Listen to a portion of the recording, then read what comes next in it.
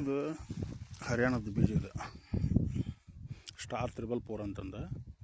ಇದ್ರಾಗ ಒಂದು ಸ್ವಲ್ಪ ಏನಪ್ಪ ಅಂತಂದ್ರೆ ಕಾಯಿ ಮೈ ತುಂಬಲಿ ಐತಿ. ಅದು ತಳಗ ಮೇಲೆ ನೆತ್ತಿ ಮ್ಯಾಗ ಎರಡೂ ಕೂಡ ಐತಿ.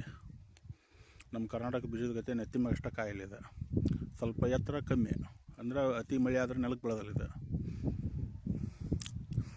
ರೋಗ ಕಡಿಮೆ, ಹಳದಿ ಆಗೋದಿಲ್ಲ. ಇದ್ರಾಗ ಎಲ್ಲಿ ಹಳದಿ ಇಲ್ಲ ಒಂದು ಗಿಡನ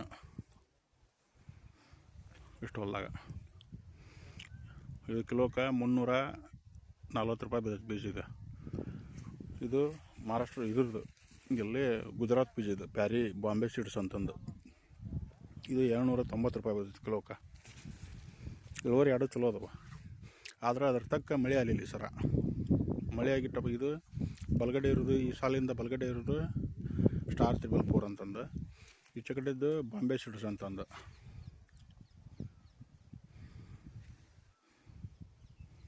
ನೋಡ್ರಿ ಬೀಜ ಕಾಯಿ ಯಾವ ರೀತಿ ಐತಿ. ಇದು ಮಿಷನ್ಗೆ ಯಾವುದೇ ಥರ ಲುಕ್ಷನ್ ಆಗಲ್ಲ. ಇದು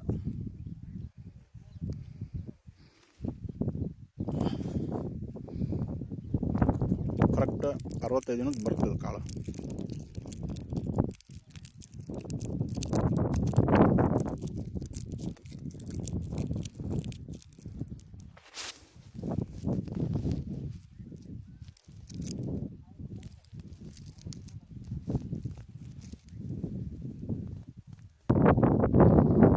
ಕಾಳು ಈ ರೀತಿ ಇದೆ.